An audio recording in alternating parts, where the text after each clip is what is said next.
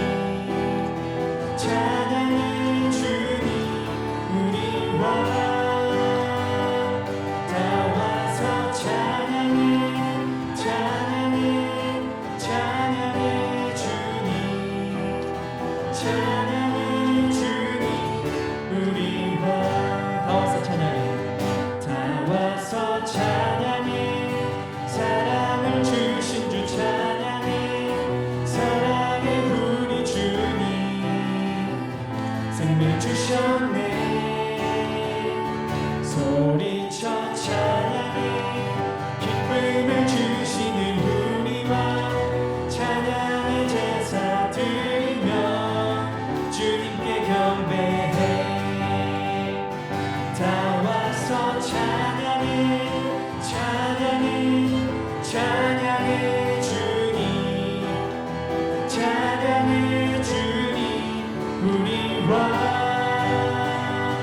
다 와서 찬양해 찬양해 찬양해 주님 찬양해 주님 우리와 다시 한번 고백하겠습니다. 다 와서 찬양해 다 와서 찬양해 사랑을 주신 주 찬양해 사랑의 우리 주님 생명 주셨네. 소리쳐 찬양해. 기쁨을 주시는 우리와 찬양의 제사 드리며 주님께 경배해. 다 와서 찬양해 찬양해 찬양해 주님 찬양해 주님 우리와 다 와서 찬양해 찬양해 찬양해 주님 찬양해 주님 우리와 아멘. 세상의 유혹 시험이 찬양하겠습니다.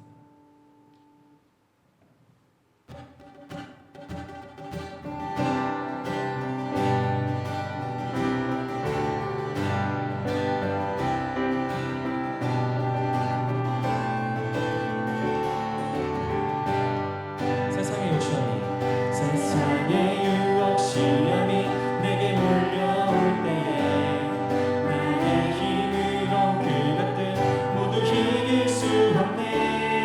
거대한 폭풍 가운데 위축된 나의 영혼 어찌할 바를 몰라 헤매이고 있을 때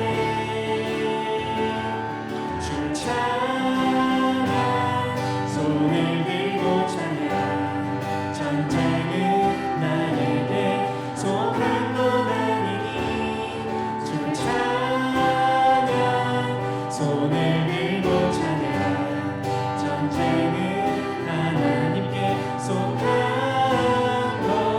것이니 거짓과 속임수로 가득 찬 세상에서 어디로 갈지 몰라 머뭇거리고 있네. 공중의 권세 잡은 자 지금도 우리들을 실패와 절망으로 넣어드리려 하네. 주를 찬양 손을 들고 찬양 전쟁은 나에게 속한 것 아니니 주를 찬양 손을 들고 찬양 전쟁은 하나님께 속한 것이니 주위를 둘러보면 아무도 없는데 믿음의 눈을 들면 보이는 분 계시네. 지금도 내 안에서 역사하고 계시는 사망과 어둠의 권세 물리치신 예수님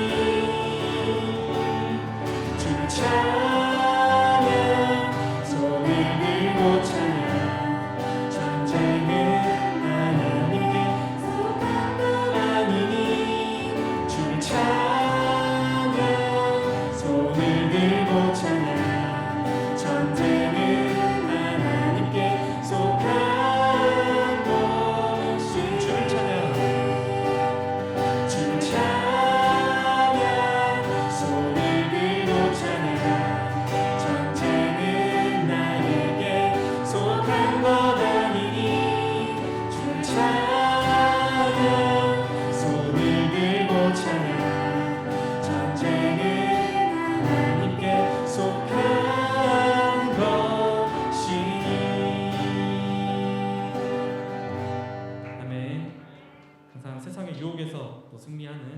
평화제일교회 성도들 되었으면 좋겠습니다. 아름다우신 찬양하고 예배로 나가겠습니다.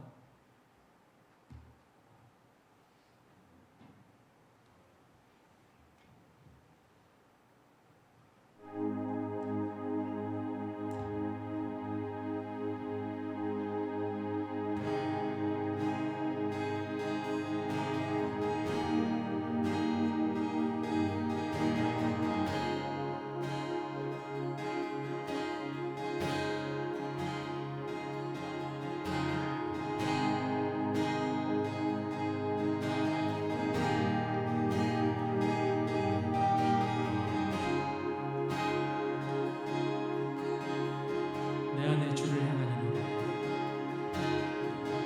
내 안에 주를 향하니 노래 영원한 노래 있으니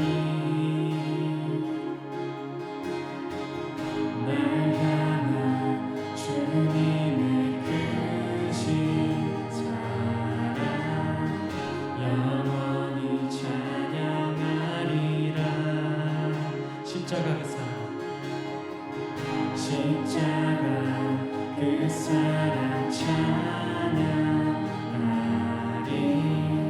날 구원하신 그 사랑 내 삶을 드려 찬양하리라.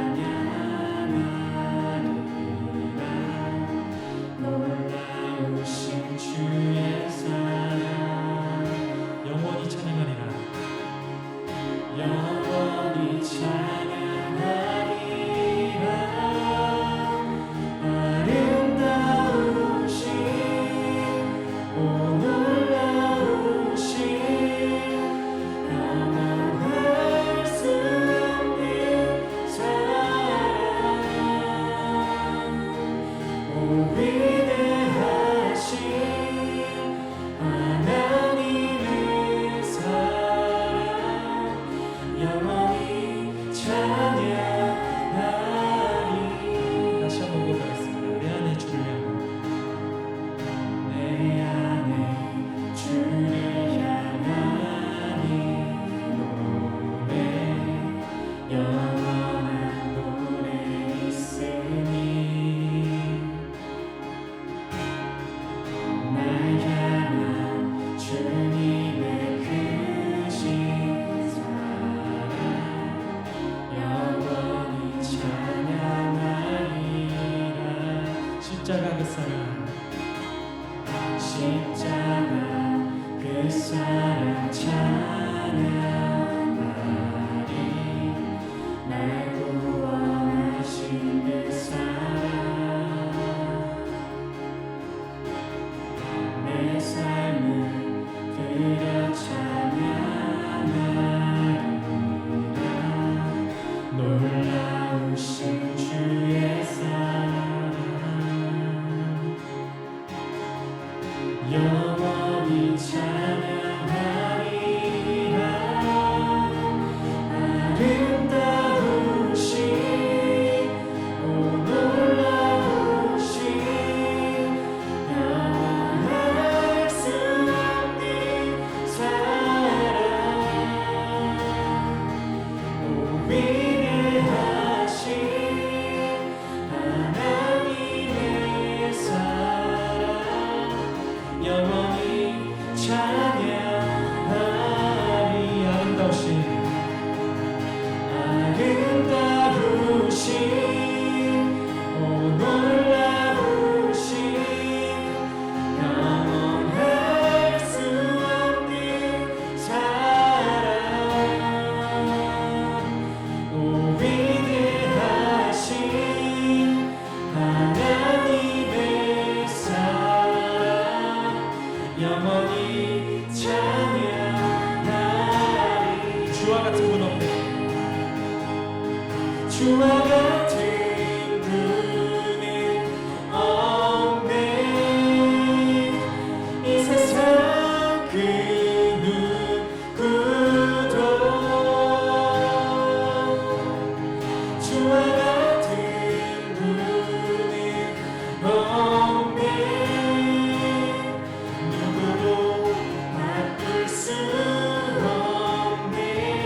주와 같은 분 없네. 주와 같은 분은 없네.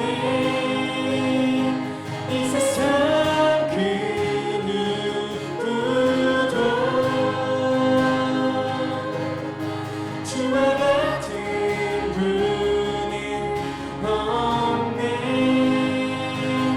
누구도 바꿀 수 없네. 아름다우신 오 놀라우신 영원할 수 없는 사랑 오 위대하신 하나님의 사랑 영원히 찬양하리. 아름다우신 주님 아름다우신 오 놀라우신 영원할 수 없는 사랑 오 위대하신 하나님의 사랑 영원히 찬양하리. 영원히 찬양하리. 영원히 찬양하리.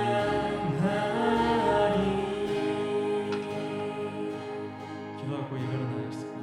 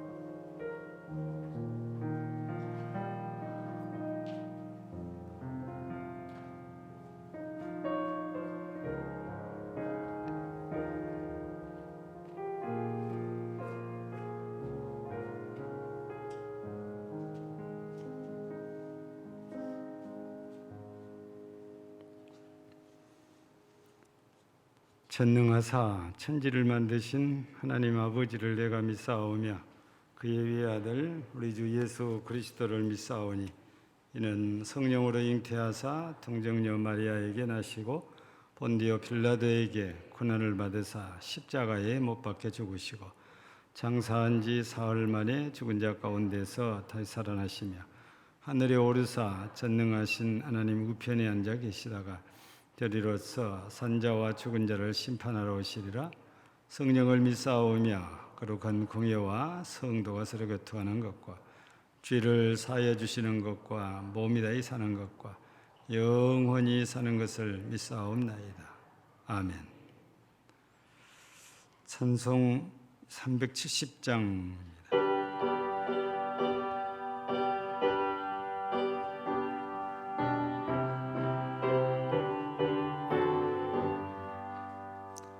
주 안에 있는 나에게 땅 근심이 있으랴.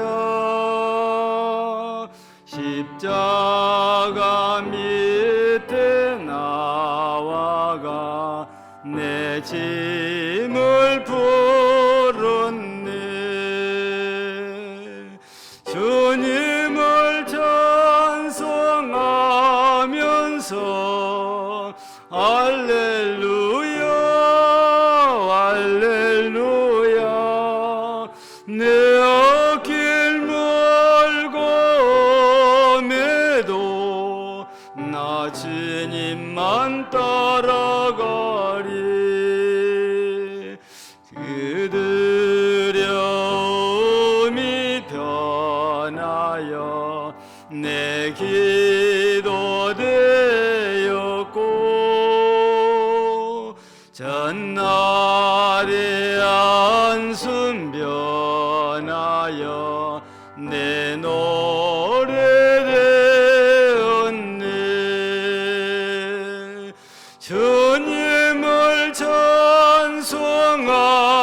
찬송하면서 할렐루야 할렐루야 내 앞길 멀고 험해도 나 주님만 따라가리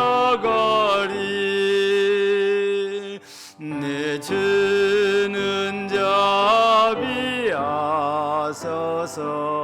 늘 함께 계시고 내 궁핍함을 아시고 날 채워주시네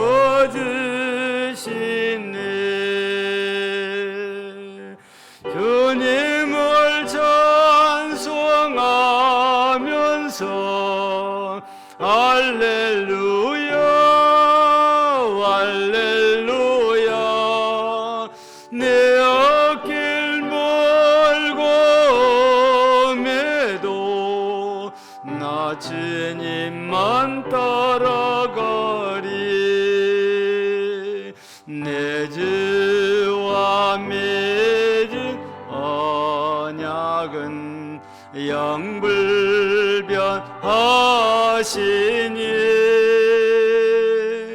그 나라 가기까지는 늘 보호하시네 주님을 찬송하면서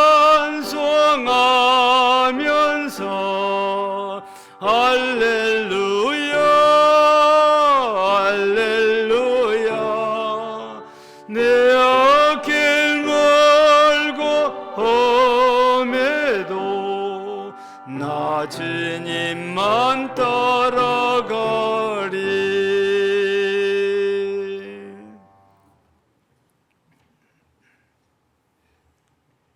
사랑과 은혜가 많으신 하나님, 어느덧 더운 여름이 지나고 신선한 가을바람이 불어오는 가을날에 주님 앞에 나와 예배할 수 있음에 참 감사합니다. 주님, 지난 한 주간의 삶을 돌아보면 회개하길 원합니다. 코로나로 인하여 교회와 멀어졌던 몸이 주님과 마음의 거리까지 멀어진 약한 저희의 믿음을 용서해 주옵소서.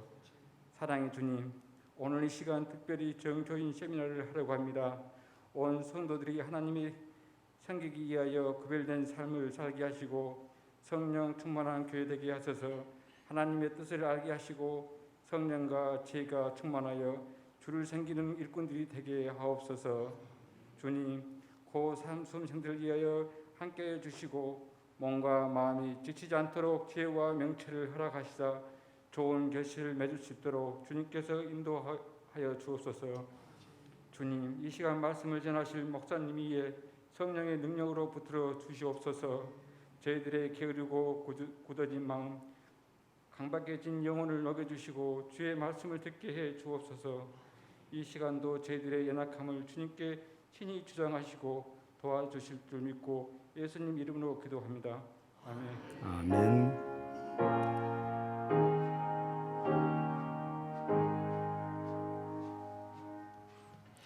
하나님 말씀 같이 보십니다. 구약 성경 창세기 2장 14절과 15절 말씀입니다.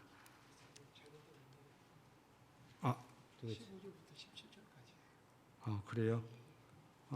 쓰고 나온 것 같아요. 15절부터 17절까지입니다. 창세기 2장 15절부터 17절까지입니다.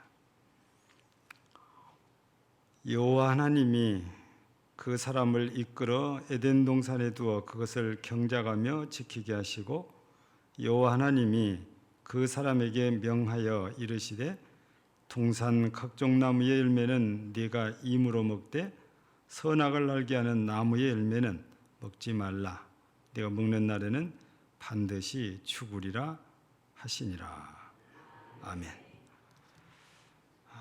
이 시간은 우리 여수 세중앙교회 원로 목사님이시고 또 그빛 그삼 커뮤니티 대표로 은퇴 후에도 활발하게 복음 사역을 펼쳐가시는 우리 서성막 목사님께서 이렇게 오셔서 말씀 주실 때에 모두가 은혜 많이 받으시기를 바랍니다.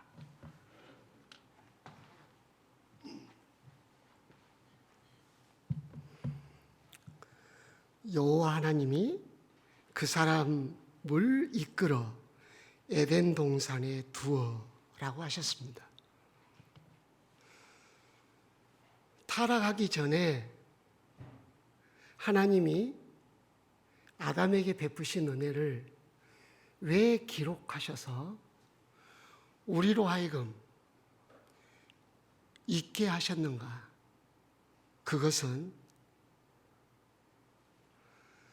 타락 이전에 하나님이 사람을 이끌어 특별한 곳에 두신 것 같이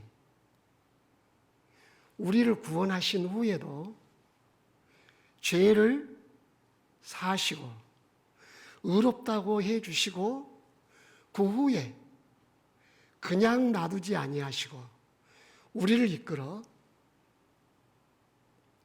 특별한 곳에 두셨음을 깨우치려 함에 있습니다.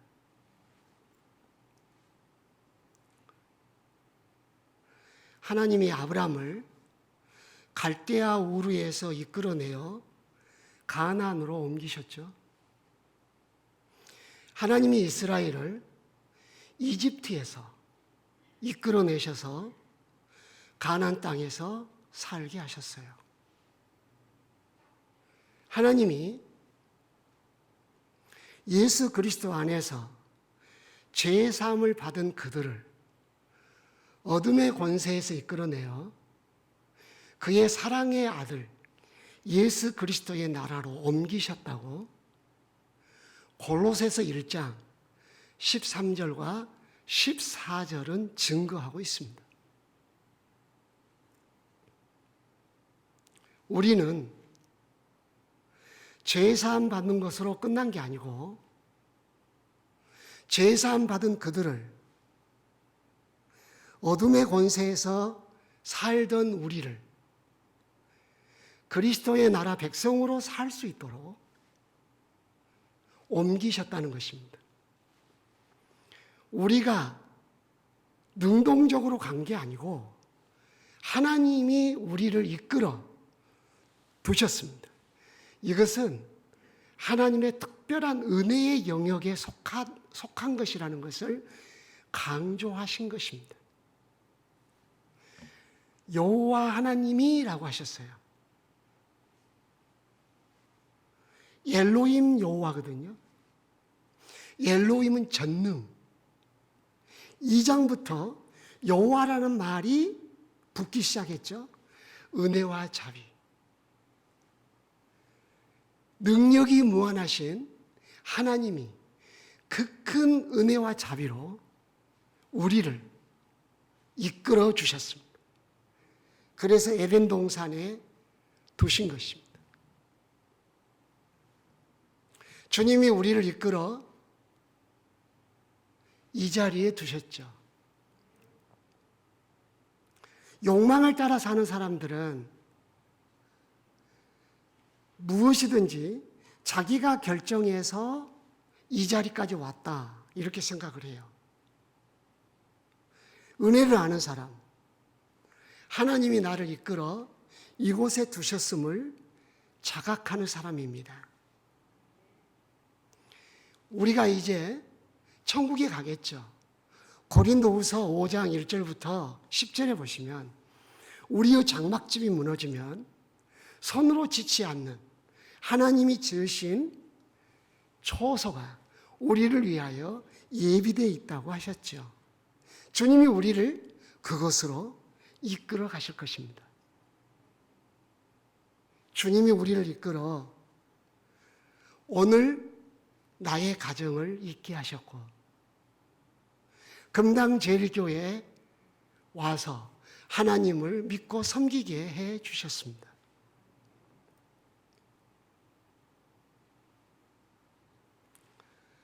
주님이 제사함 받은 사람들을 어둠의 권세에서 이끌어내어 그리스도의 나라로 옮기신 것 같이 우리를 이끌어 오셨습니다. 에덴 동산에 두시고 하나님은 3가지 말씀을 하셨습니다. 경작하여 지키게 하셨다. 15절에 말씀하셨죠. 16절에 모든 동산 과일은 임의로 먹어도 된다. 그 다음 17절. 그러나 선악을 알게 하는 나무의 열매만은 안 된다. 먹지 말라. 너가 먹는 날에는 반드시 죽으리라. 타락하기 전에 하나님은 사람을 이끌어 에덴 동산에 두시고 3가지의 삶의 원리를 주셨어요. 타락하기 전이니까 구원 얻는 방편으로서 3가지 원리를 주신 게 아닙니다. 이것은 하나님의 나라, 에덴 동산을 네 나라가 아니라 내 나라로 만들어 갈 것을 요구하기 위해서 주신 것입니다.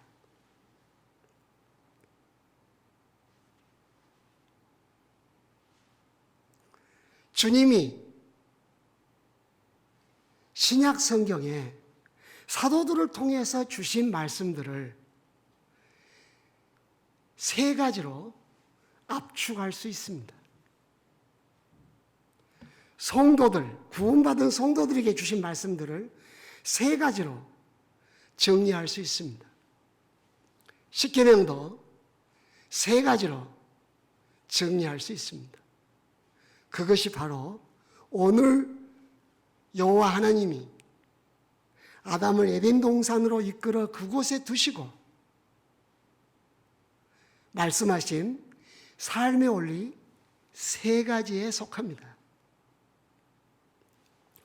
여러분들은 삶의 원리가 무엇입니까? 어떤 삶의 원리를 가지고 계십니까? 혹시 충동대로 아니면 감정대로? 삶의 원리가 없으면 세상의 욕망을 따르게 되고 감정을 따르게 되고 상황을 따르게 됩니다. 하나님으로부터 삶의 원리를 받지 못하면 사람에게 조종당하게 됩니다.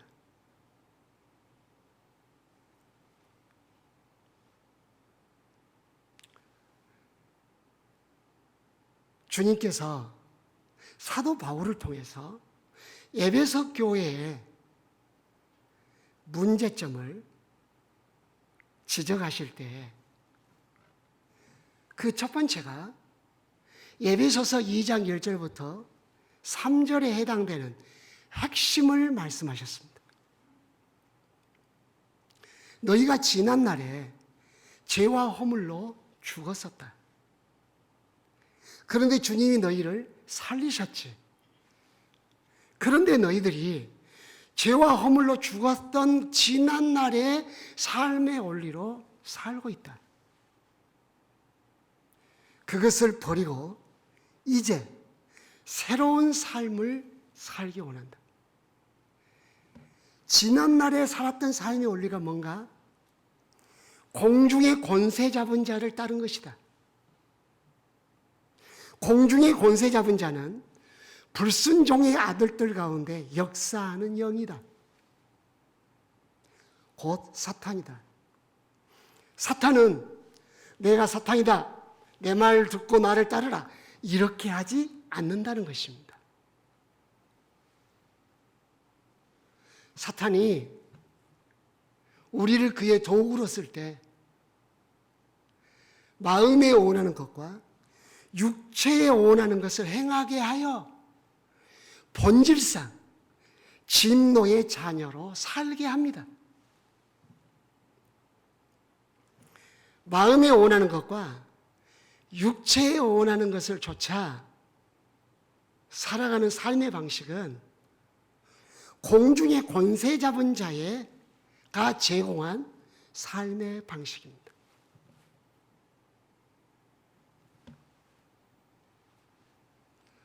요한일서 2장 15절부터 17절에도 요한을 통해서 세상을 사랑하지 말라, 이생의 자랑과 목계의 정욕과 육체의 정욕, 그런 것들을 따르지 말라. 야고보서 4장 1절부터 보시면 왜 교회 안에 분쟁과 다툼이 심하냐?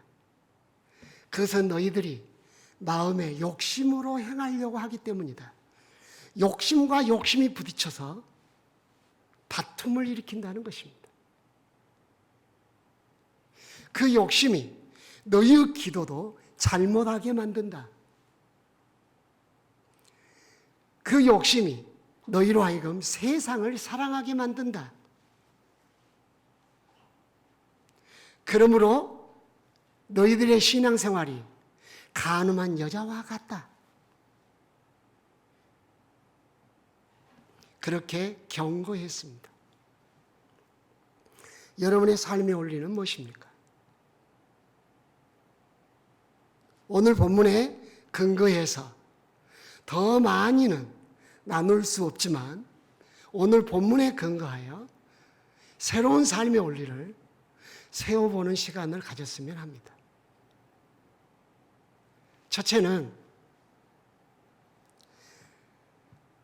그것을 경작하며 지키게 하시고라고 하셨습니다. 이것은 책임의 원리입니다. 따라 하실까요? 책임의 원리. 주님께서는 타락하기 전부터 사람에게 은혜를 베푸시고 은혜 받은 그에게 책임의 원리를 주셨습니다. 여러분의 책임은 무엇입니까? 교만한 사람은 권리를 생각합니다. 권리를 생각하기 때문에 늘 상처를 받습니다. 권리를 생각하는 사람은 기대가 부풉니다. 저 사람이 나한테 이렇게 해줄 줄 알았어. 그런데 안 해주네? 나는 그것 때문에 시험에 들었어. 이렇게 생각하는 겁니다. 그러나 겸손한 사람은 책임을 생각합니다. 왜 문제가 생깁니까? 가정에서, 개인의 관계에서, 직장에서 책임을 다하지 않기 때문입니다. 남편으로서의 책임, 아내로서의 책임입니다. 사람들은 자기가 하고 싶은 것을 하려고 합니다. 그러나 책임이 제일 중요합니다. 기본입니다. 남편으로서 내 책임이 무엇이지? 라고 생각하십시오. 목회를 하면서 정말 많은 주례를 했습니다.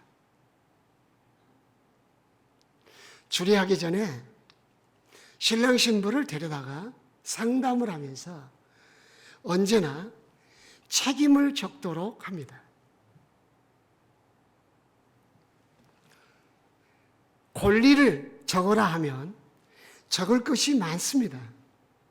남편의 권리, 대접받을 수 있는 권리, 항상 깨끗한 옷을 입을 수 있는 권리, 집에 오자마자 맛있는 것을 먹을 수 있는 권리 등등, 그야말로 볼펜이 안 보일 정도로 열심히 잘 적습니다. 그러나 남편으로서의 책임을 적으라 하면 정말 적는 것이 더디고 어떤 사람은 한 줄도 적지 못하는 사람을 본 적도 있습니다. 왜 문제가 생깁니까? 바로 책임을 생각하지 않기 때문에 그렇습니다.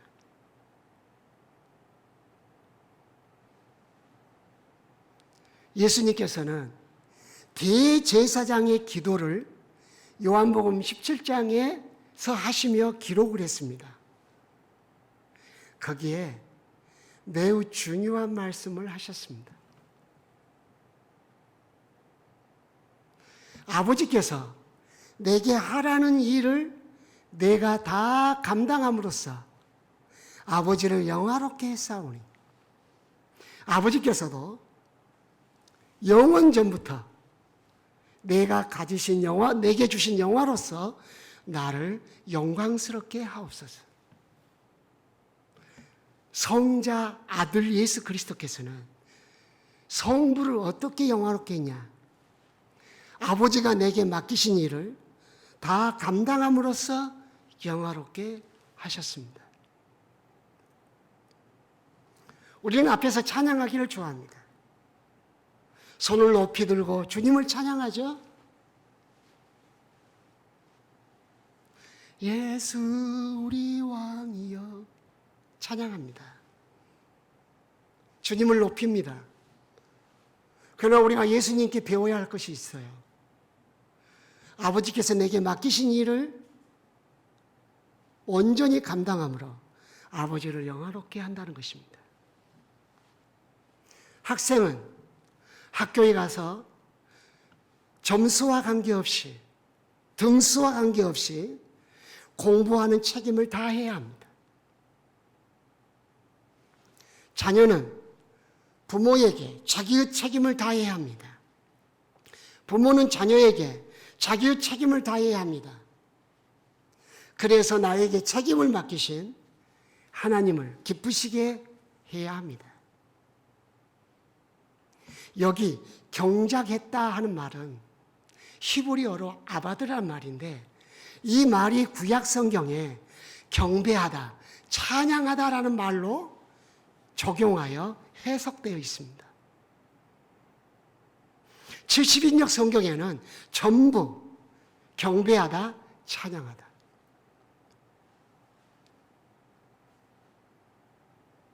아주 오래전에 대천덕 신부님이 운영하시는 강원도 꼴차기 마을에 가서 강의하는 시간을 가졌습니다. 거기서 저는 정말 놀라운 말을 들었습니다. 내게 맡기신 노동을 할 때 목표가 무엇인가? 수학이 아니다. 능률도 아니다. 나에게 이 일을 맡기신 그리고 이 땅을 나에게 주신 하나님 아버지를 영화롭게 할 목표를 가지고 해야 한다. 그것이 노동정신의 참된 것이다. 사람들은 소득을 위해서 노동을 한다. 칭찬을 듣기 위해서 일을 한다. 능률을 위해서 일을 한다. 그러나 성경은 하나님의 영광을 위해서 한다. 주님의 기쁨을 위해서 경작하는 것입니다. 그래서 경작이라는 단어가 하나님을 영화롭게 하다, 영광스럽게 하다, 예배하다 라는 단어로 다른 성경에 사용되어 있습니다. 책임은 사람들에게 인정받기 위해서, 성공하기 위해서, 그것은 덤이죠. 하나님의 영광을 위해서입니다.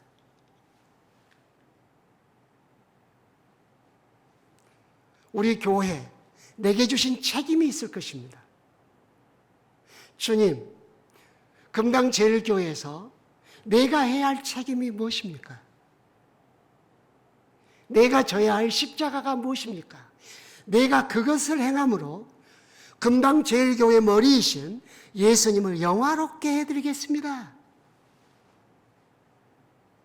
바로 그 사람이 금강제일교회로 나를 이끌어 옮겨두신 하나님을 영화롭게 하는 사람입니다.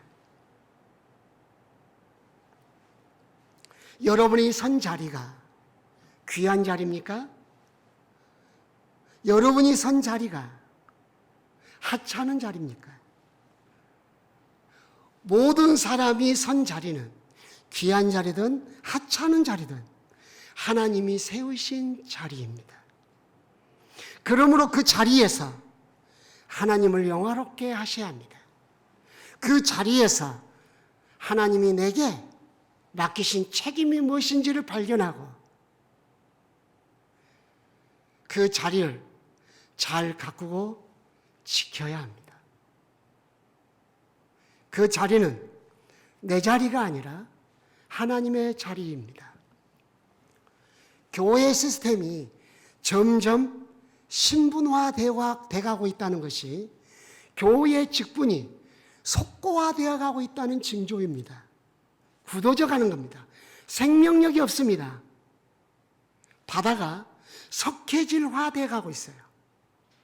생명들이 다 죽어버리는 거죠. 살아있지 않고요. 직분이 자리가 되면 그 조직은 죽습니다.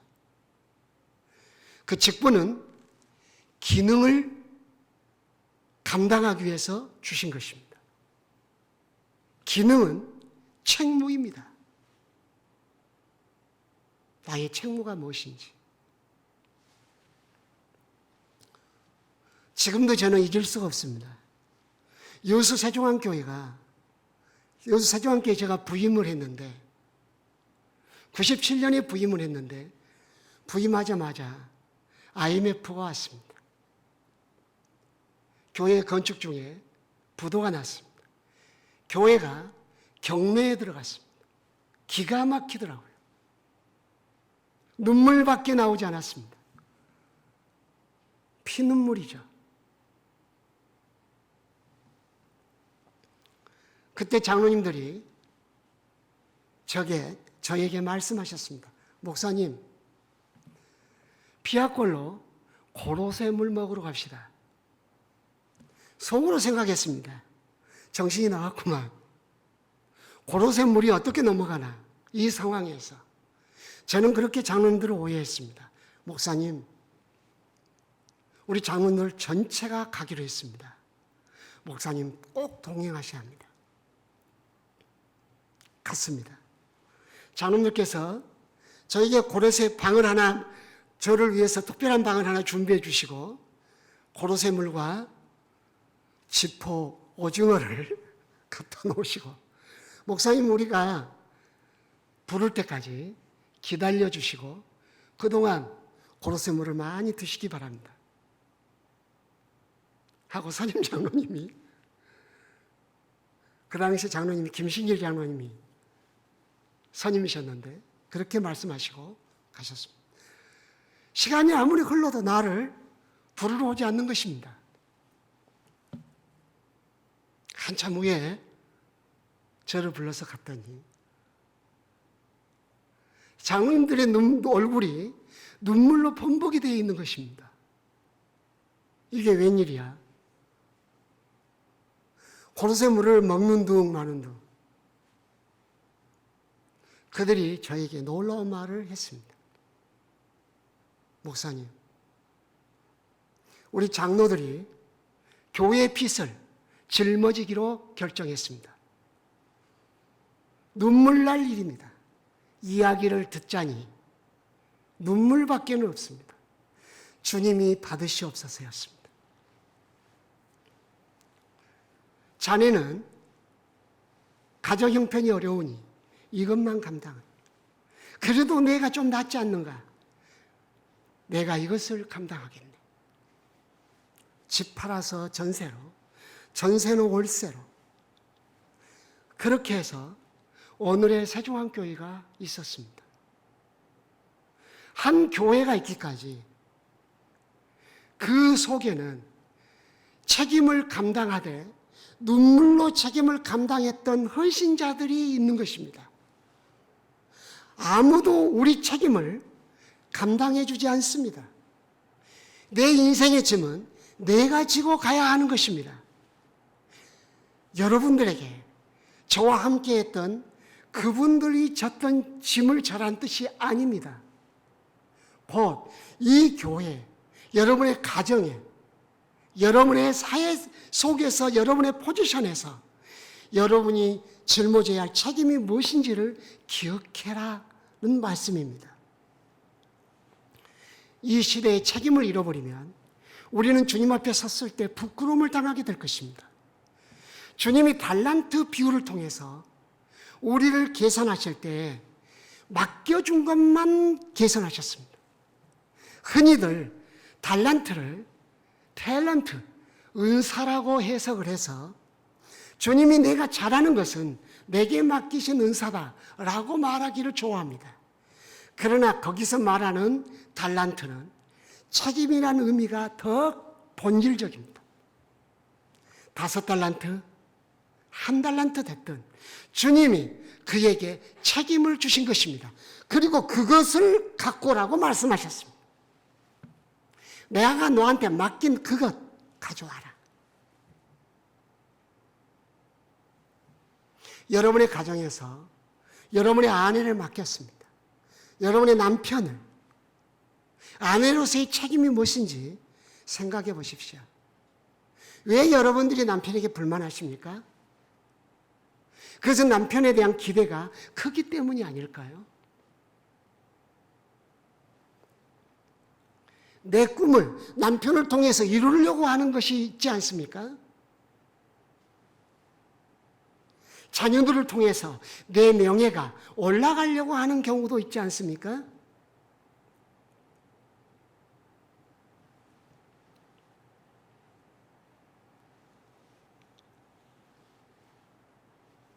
서울대에 법대 들어갔다고 현수막을 겁니다. 인생은 아직 끝나지 않았습니다. 서울대 법대를 들어갔다고 현수막을 걸었는데 사시에 실패했습니다. 고향에는 못 옵니다. 고향 교회에 오지 못합니다.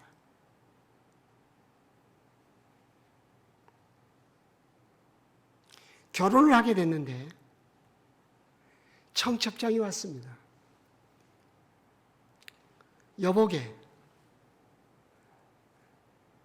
자네가 이 교회에서 믿음으로 자랐는데 청첩장을 들고 내게 와서 복을 비는 기도를 받고 결혼을 해야 되지 않겠는가? 왜 안 오는가? 대답이 없습니다. 내가 말하겠네. 자네가 만약 사법고시를 패스했으면 어떻게 오겠는가? 자랑스럽게 오겠지. 아직 인생이 끝나지 않았네. 주님이 자네를 이끌어 가시네. 자네가 최선을 다했으면 되는 거네.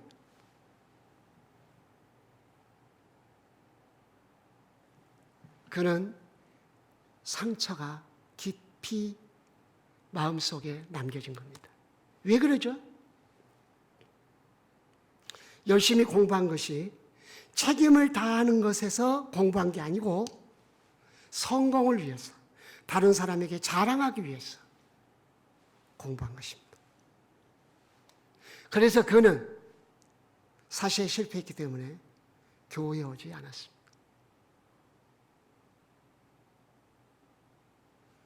그런 청년들을 경험한 것이 한두 사람이 아닙니다.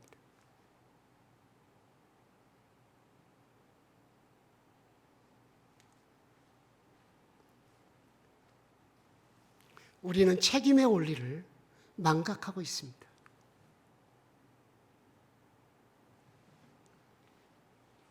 직장이 끝나면 직장에서의 책임이 끝났기 때문에 그 다음 나의 책임은 뭐지?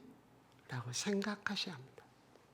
가정으로 빨리 돌아가 아내를 위하여 전등을 고치고 집안 청소하는 데 도와주고 청소기를 부품을 교체하고 하루 종일 집안일 하느라고 수고한 아내를 뜨겁게 따뜻하게 허그하고, 학교에서 직장에서 돌아오는 자녀들을 기쁨으로 맞이하고, 책임을 의식하고 사는 아버지가 있는 가정은 건강한 가정이 됩니다. 우리 집은 돈이 없어서 불행해, 환경이 안 좋아서 불행해. 천만의 말씀. 최고의 환경은 관계 환경입니다.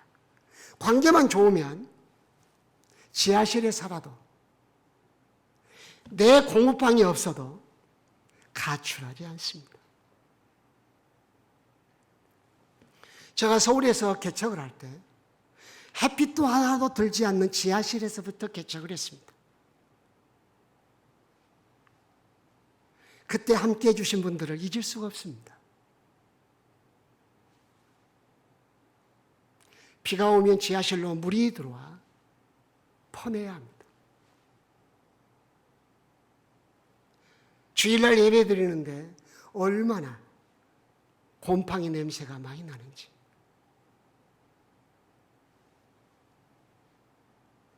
그들은 자기의 책임을 생각했습니다. 환경을 생각하지 않았습니다. 환경을 생각했다면 그들은 떠났을 것입니다. 지금 사람들이 열심히 유아실도 꾸미고 이것저것 성도들 편리시설을 다 도모합니다. 편리하니까 교회 옵니까? 집이 가까우니까 교회 옵니까? 금당제일교회를 주님이 내게 허락하셨고 내가 그 교회를 세워야 하니까 가야죠. 주차시설이 불편해도. 저 차를 큰 길가에 세우고 왔습니다. 혹시나 여러분들이 파킹하실 때 한 자리라도 불편하실까 봐.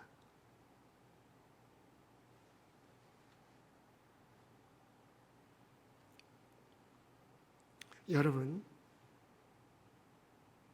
나는 이 교회에서 특별한 존재니까 로얄석에 돼야 돼. 아니면 내가 교회 좀 빨리 가서 주차장에 쓰레기를 치워야지.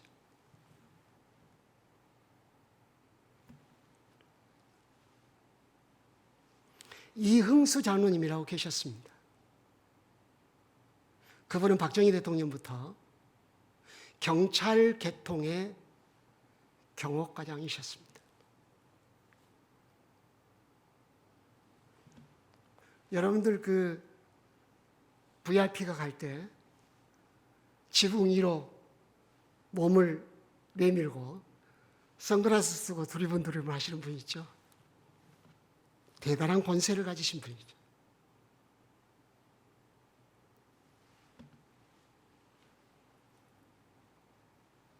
그때 제가 부목사였는데 비가 올 때 관리 집사가 있음에도 불구하고 다 둘러봤어?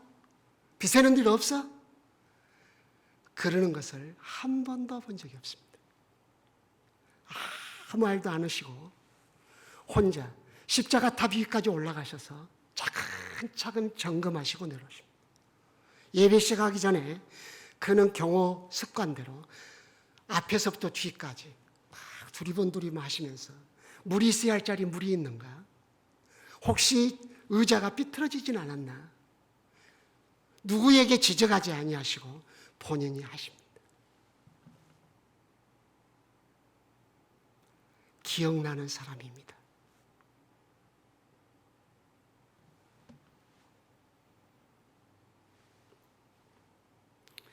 지키게 하시고 이 교회 아무나 다른 사람이 와서 지키지 않습니다. 여러분의 가정을 지켜야 합니다. 여러분의 가정에 거짓말이 들어와서는 안 됩니다. 죄는 언제나 파괴합니다. 거룩하게 지켜야 합니다. 아담은 지키지 못했습니다. 이단이 들어오지 못하도록 지켜야 합니다. 그러기 위해서 여러분 스스로가 인터넷에서 수많은 강의를 들을 수 있지만 언제나 목사님의 허락을 받고 합당한 진리인지 점검을 받고 들어야 합니다. 사소한 이교와 잘못된 철학들이 수많은 인터넷 강론을 통해서 교회에 방어벽 없이 들어옵니다.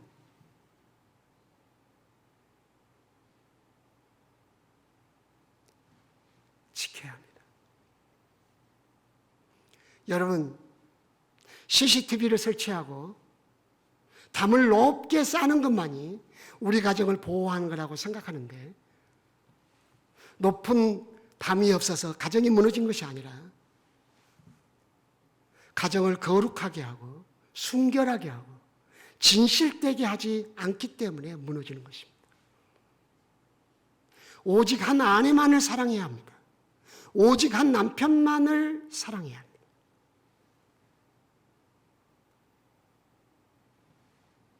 그럴 때 가정이 지켜주는 것입니다. 책임을 기억하십시오. 짧게 하려고 했었는데 참 묘하게 여러분에게 필요한 말씀인지 말씀이 좀 구체적이었습니다. 또 기회가 있으면 책임의 원리에 대해서 더 논하기로 하고, 두 번째 원리는 자유의 원리입니다. 각종 나무의 열매는 너가 임의로 먹되, 주님이 먹는 것을 통해서 자유를 주셨습니다. 먹는 것에 자유를 얻은 인간만이 요리해서 먹습니다. 모든 짐승, 어떤 생명체도 요리해서 먹지 않습니다. 일본 원숭이가 사과를 온천물에 씻어서 먹었다고 난립니다.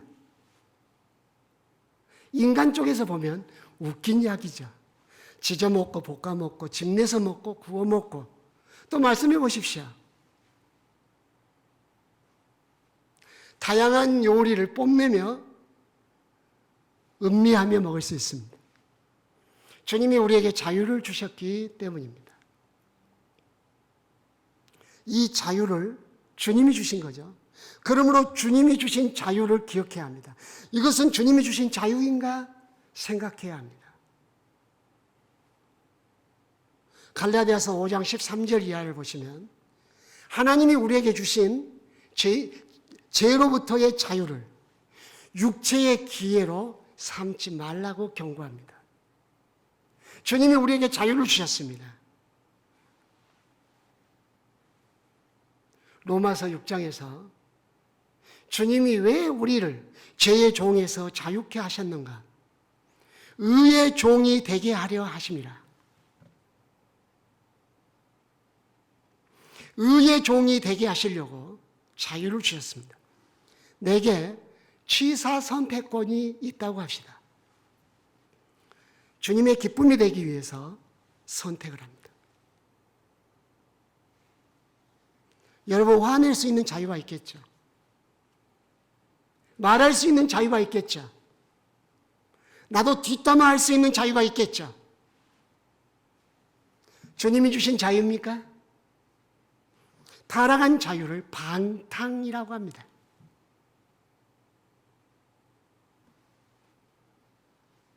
그것은 부끄러운 것입니다.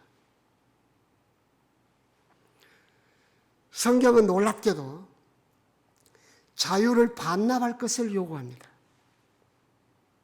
자유를 주신 이유는 자유를 반납할 수 있는 기회를 주시기 위함입니다.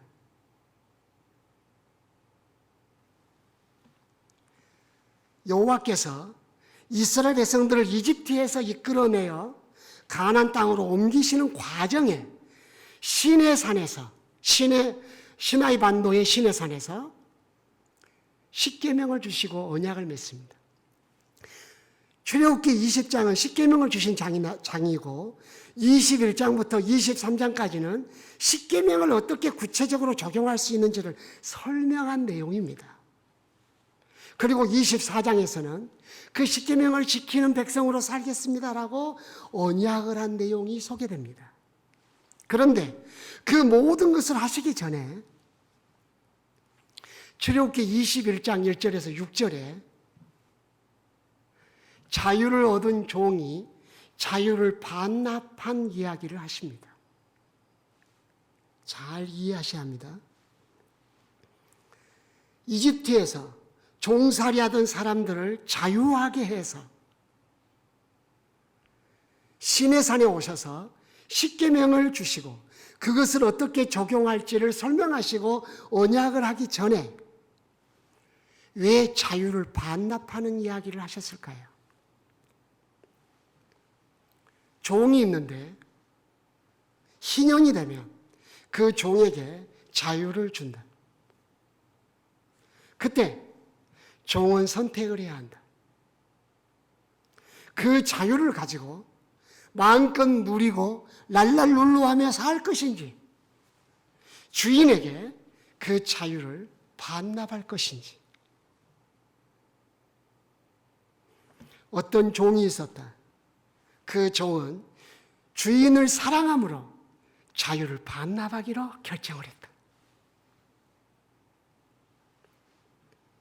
주인에게 자유를 반납한다고 말을 했을 때 주인은 그를 재판장에게 데리고 갑니다.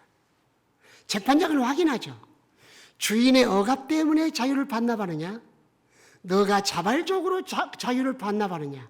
네, 자발적으로 반납합니다. 오케이. 그래서 합법적으로 사법기관에서 자유를 반납한 것을 확인합니다. 그러면 주인은 그 종을 데리고 집으로 가 문설주에 귀를 대고 이 귀볼 아래를 송곳으로 뚫습니다. 그 의미는 나의 남은 생애 동안 이제부터 당신 말만 듣겠습니다.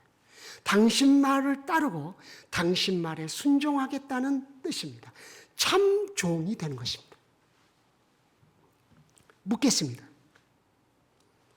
종들에게 자유를 많이 준 주인이 영광을 받겠습니까? 자유를 포기하고 많은 종들이 참 종이 되어 돌아온 주인이 영광을 더 받겠습니까? 전자입니까? 후자입니까? 자, 후자라는 사람 손 한번 들어보세요. 내 말을 이해를 못해요? 이건 굉장히 중요한 크리스찬의 새로운 삶의 시작입니다.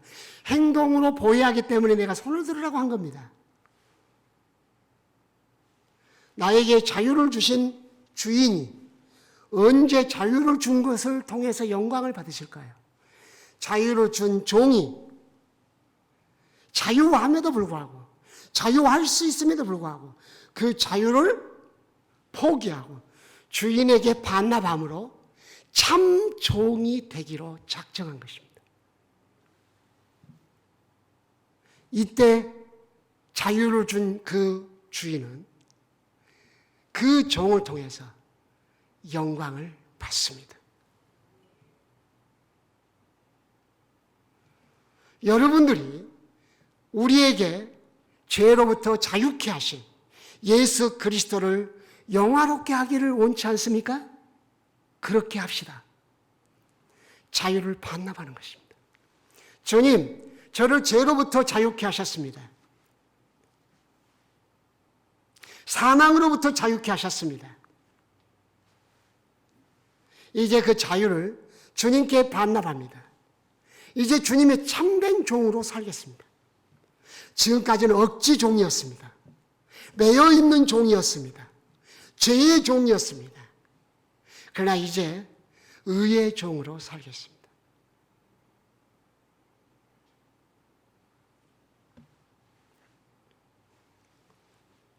아들이 언제부터 새로운 삶을 삽니까? 딸이 언제 변화를 일으킵니까?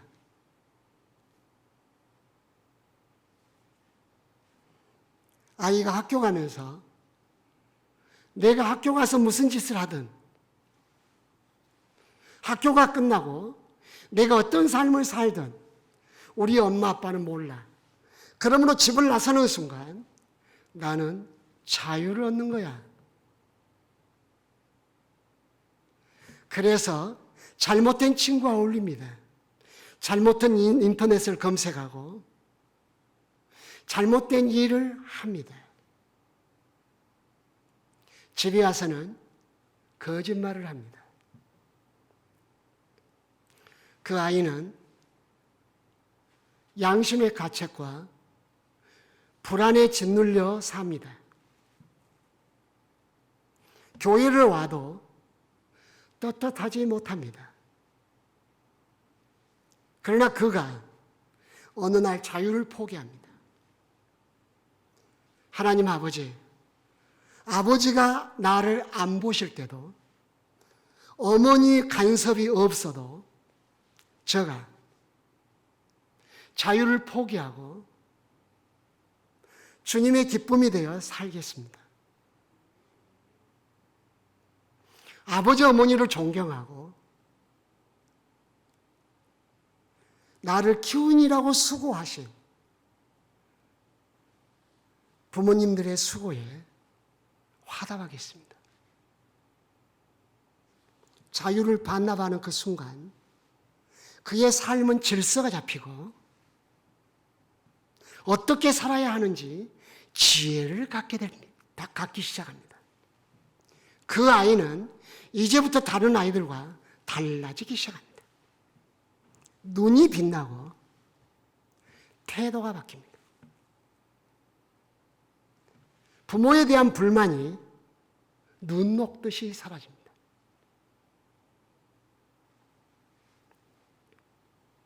교회에서 자유를 반납해야 합니다. 침묵이 두렵습니까? 예배 끝나고 아무 말도 않고 있으면 재미가 없습니까? 그래서 시작한 것이 교회 험담입니까? 차라리 침묵이 낫지 않겠습니까? 기도하는 책임을 갖는 기회로 삼는 것이 낫지 않겠습니까? 뒷담화가 여러분에게 얼마나 악한 영향을 미칩니까? 목사님의 설교를 듣지 못하게 방해합니다. 교회를 사랑하는 마음을 사라지게 만듭니다. 나는 죄사함 받았어. 그러므로 너는 매인 게 없어. 십자가 앞에 가서 회개하면 되지 뭐 하면서 자유를 방탕으로 쓴다면 우리를 거룩한 하나님 백성으로 부르기 위해서 십자가에 죽으신 예수 그리스도를 능멸한 것입니다.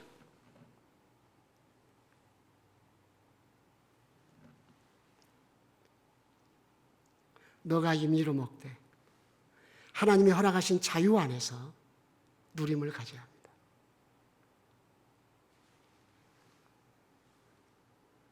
다른 여인과 성적 기쁨을 누리려고 하지 마십시오. 여러분의 아내만이 여러분에게 참된 자유를 줍니다. 떳떳한 것입니다.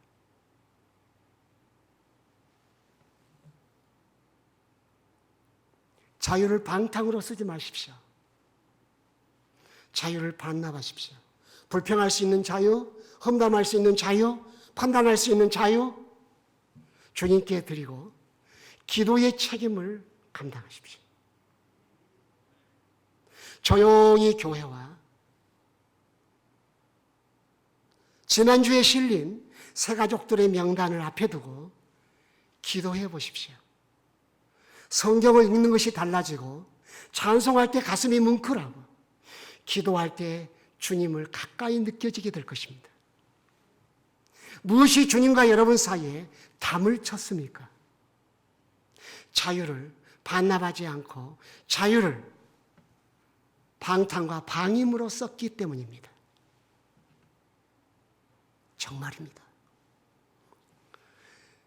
정말 많은 대한민국 교인들이 자유를 반납하지 않아서 그 영혼이 피폐되고 있습니다.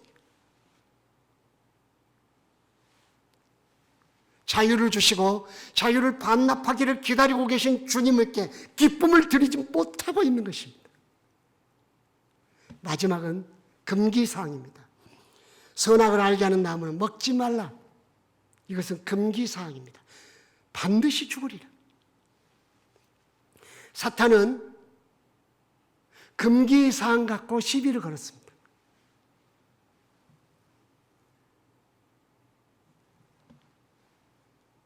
금기사항이, 하나님이 주신 금기사항은 내가 하나님의 통치 아래에 있다는 것을 의미합니다.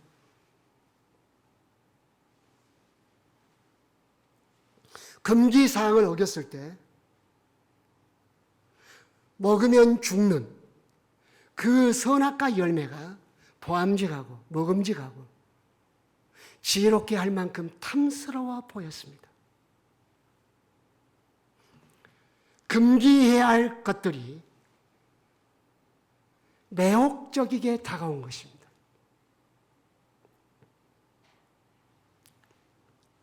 우리 청년들에게 금기사항이 있습니다.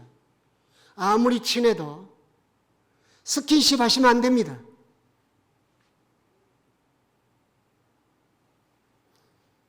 결혼해서 여러분의 아내만이 여러분의 스킨십의 대상입니다. 결혼해서 여러분의 남편만이 여러분의 살결을 만질 수 있는 자격이 있는 사람입니다. 금기사항입니다. 우리의 몸을 더럽히면 안 됩니다. 제가 간음하지 말라를 예를 들어 설명하는 것입니다. 저는 오랫동안 군성교를 해왔습니다. 굴에 가서 강의하거나 설교할 때마다 장병들에게 눈물로 호소합니다. 술집에 가지 말라고. 장녀와 동침하지 말라고. 고린도전서 6장에서는 우리와 누가 육체관계를 맺든지 그 사람과 한 몸이 되는 줄 알지 못하느냐라고 주님이 말씀하셨습니다. 제가 읽어드릴까요? 제가 읽어드릴게요.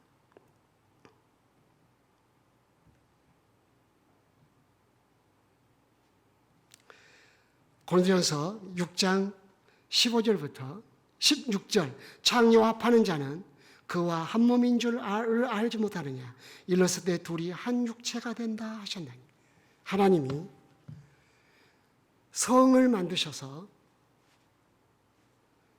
결혼 제도를 세우시고 자녀를 낳게 하시고 남자와 여자를 한 몸으로 만드시는 도구로 설계하셨습니다.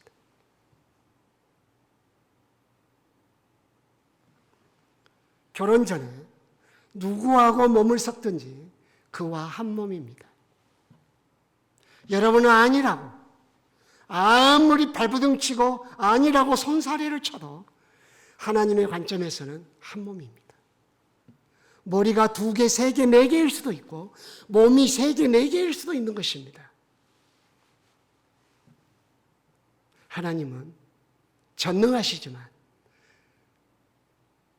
한 머리, 한 몸을 만드셨습니다.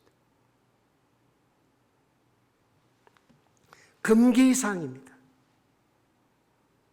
어린애들이 아무리 예뻐도 머리를 쓰다듬고 손을 잡고 기도해 주는 것 그 이상은 안 됩니다. 금기사항입니다.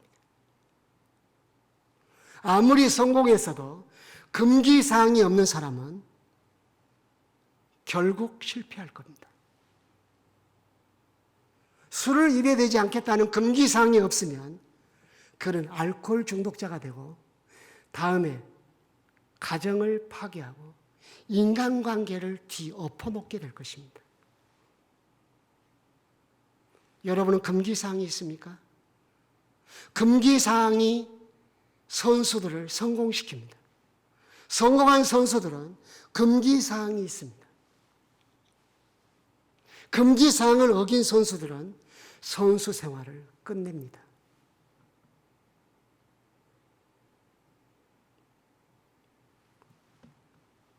장로님들 금기사항이 있습니다. 당회 전에 여러분끼리 의논해서 단합을 해서 당회에 들어가 그것을 통과시키려고 하는 것. 그러면 당회가 필요 없습니다. 그 사람들이 당회입니다. 당회가 끝나고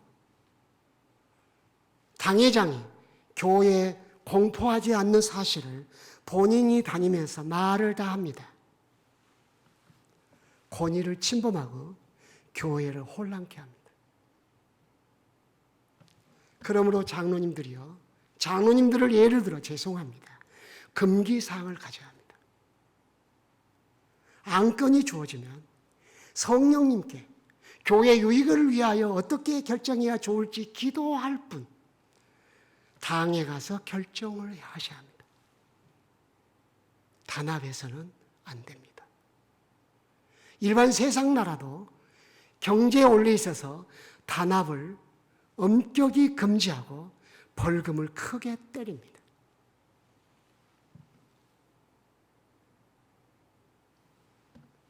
당회가 끝나면 당의 결과를 공포하시는 분은 당회장밖에 없습니다. 이런 것들 금기사항을 지켜주지 않으면 교회에 혼란이 옵니다. 교회 혼란의 밑바탕 안에 여러 가지 말을 하지만 성도들, 직분자들이 금기사항을 지키지 않는 이유가 있습니다.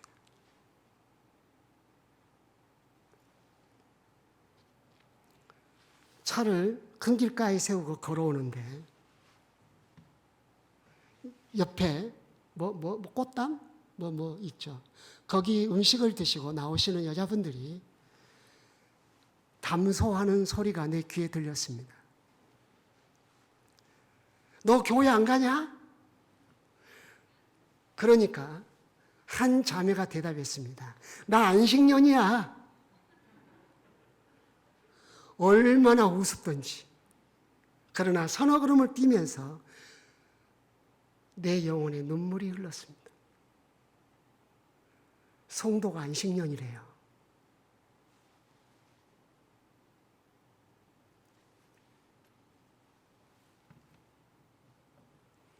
저는 주일날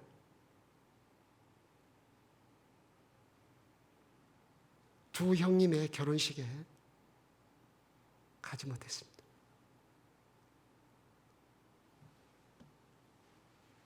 저는 사전에 형님들에게 안 된다고 말을 했고 축하를 했습니다.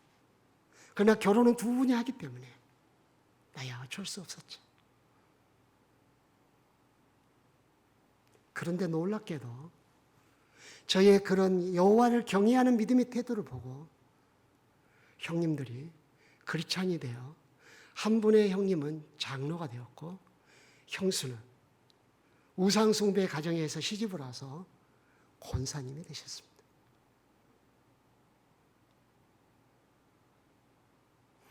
여러분이 신앙을 양보하면 여러분의 후손은 주님을 떠날 것입니다. 금기사항이 있습니다.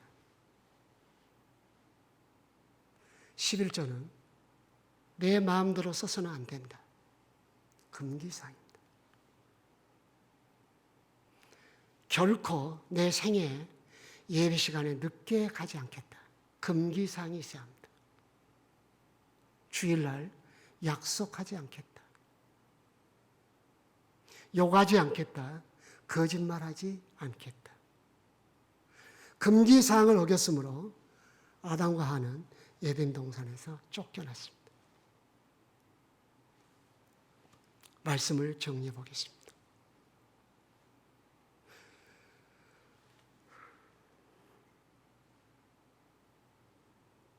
주님이 우리를 이끌어 이 자리에 두셨습니다. 그리고 가정에 두셨고 직장에 두셨습니다. 책임을 생각하십시오. 모든 책임의 가장 우선순위는 하나님에 대한 책임입니다. 두 번째, 자유를 반납하십시오. 자유를 반납하는 것은 율법주의가 아닙니다. 주님을 기쁘시게 하는 것이고 의의 종이 되기 위한 수단입니다.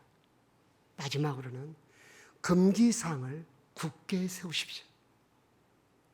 내가 이 교회에서 이러이러한 일을 하지 않겠다. 이런 말을 하지 않겠다. 이런 행동을 하지 않겠다. 회의 시간에 화가 난다고 뛰쳐나가지 않겠다. 회의하다가 화내지 않겠다. 교회에서 싸우지 않겠다. 그 금기사항이 여러분을 더욱 거룩하게 만들 것입니다. 공동체든지 개인이든지 이 세 가지 원리가 분명한 사람들은 다 성공하게 됩니다. 기도하겠습니다.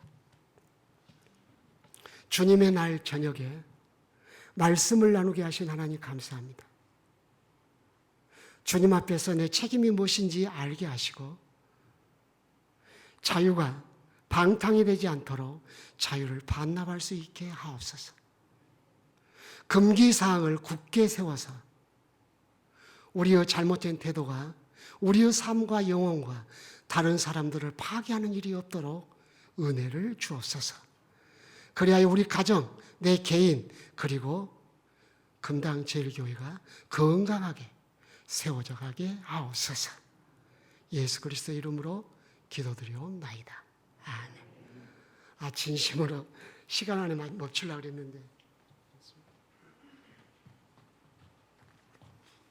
438장입니다.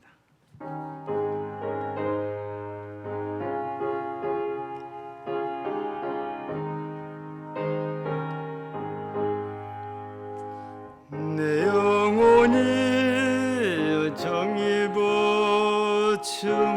재진 없고 보니 슬픈 많은 이 세상도 천국으로 도다. 할렐루야 찬양하세. 내 모든 죄 사함받고 주 예수와 동행하니 어디나 하늘나라. 주의 얼굴 뵙기 전에 멀리 뵈던 하늘나라. 내 마음속에 이루어지니 날로 날로 가깝도다. 할렐루야 찬양하세. 내 모든 죄 사함받고 주 예수와 동행하니 어디나 하늘나라. 높은 산이 거친 들이 조막이나 궁궐이나 내 주 예수 모신 곳이 그 어디나 하늘나라. 할렐루야 찬양하세. 내 모든 죄 사함받고 주 예수와 동행하니 어디나 하늘나라. 광고부터 드립니다. 오늘 낮에 말씀드린 대로 김수복 권사님 모친께서 오늘 하나님의 부르심을 받으셨기에 내일 10시 반에 조문 갑니다. 장소가 나주 활주로 장례식장인데 여기서 1시간 10분에서 20분 정도 걸릴 것 같습니다. 그래서 10시 반에 출발을 하니까 시간을 잘 같이 통하실 분들은 지켜주시면 감사하겠습니다. 그리고 이 세미나는 다음 주일 저녁까지 계속되니까 많은 분들이 함께 꼭 참여를 해주시기를 바랍니다. 이 수능을 앞둔 우리 학생들 위해서 많이 기도해 주시되 이 아이들이 믿음에 굳게 서서 하나님의 영광을 위하여 열심히 또 할 수 있도록 기도 많이 부탁을 합니다. 그리고 다음 주일은 성례주일이고 이번 토요일 날 7시에 학습 문답을 하고 또 8시에는 입교와 세례문답을 이어서 합니다. 시간을 잘 지켜주시면 감사하겠습니다. 다음 23일 토요일 날 오후 1시에 아모르웨딩 컨벤션에서 지미심 집사님 아들 둘인데 둘째 아들 결혼식입니다. 아직 큰 아이는 아직 짝이 없어서 둘째가 먼저 간다고 합니다.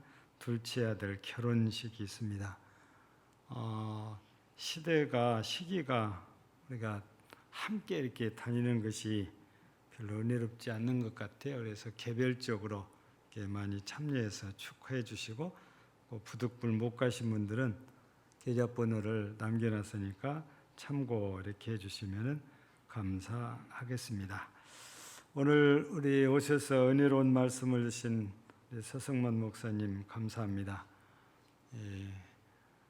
요수 세종안교회 심무하시다가 이렇게 원로 목사님으로 은퇴를 하셔서 가까운 순천에서 이렇게 살고 계시거든요. 근데 가깝지만 또 우리는 이제 처음으로 이렇게 모셔서 또 말씀을 이렇게 들었는데 여러분들은 어떻게 생각하는지 모르겠어요. 저는 참 잘 모셨다 그런 마음이 확실하거든요. 근데 좀 아쉬운 게 우리가 집회를 지금 할 수 없는 시기라 좀 집중적으로 한 며칠 집회를 했으면 더 좋았을 걸, 그런 아쉬움이 남아서 또 하나님께서 좋은 기회를 주시면 또 다음에 우리가 또 모실 수 있겠다, 그런 마음입니다. 그러나 지금 받을 은혜는 지금 받아야 됩니다. 다음에 또 모신다고 해서 다음에 은혜 받지, 그거는 생각을 그렇게 하시면 큰일 나니까 오늘 받을 은혜를 못 받으면 나는 다음에는 못 받아요. 그러니까 꼭 이번에 받아야 될 은혜는 꼭 참석해서 여러분들이 다 은혜 받으시고, 또 다음 주에도 은혜로운 말씀이 우리에게 주어질 수 있도록 우리 목사님께서 기도해 주시면 정말 감사하겠습니다. 우리 목사님께서 또 헌금 기도도 해주시고 축도하심으로 예배를 우리 마치겠습니다. 주님 것을 주님께 드리는 사람도 있고, 감사해서 드리는 사람도 있고, 기도 제목을 담아서 드리는 성도도 있사오니, 하나님 아버지여, 이 예물을 흠양하사 그들의 소원과 그들의 바람, 그들의 삶과 가정을 돕는 은혜와 보호의 은혜를 베풀어 주시옵소서. 아버지, 이 예물이 쓰여질 때 주님의 영광이 나타나므로 예물에 참여한 모든 성도들이 복되게 하시고 금당 제일교회를 통해서 하실 일을 행하시옵소서. 그 일을 행하시도록 성도들 마음에 뜨거운 소원을 주시고 그 소원을 행하도록 필요한 은사와 능력과 물질도 환경도 허락하여 주옵소서. 예수 그리스도의 이름으로 기도드리옵나이다. 아멘. 예수님의 은혜와 하나님의 사랑과 성령의 교통하심이 거룩한 주일날 저녁 예배에 참여하여 하나님을 송축하고 말씀을 통해서 주시는 은혜를 마음은 활짝 열고 받아들인 모든 성도들 위에와 이들의 가정과 삶의 영역 위에 주님 오실 때까지 항상 함께 있을지어다.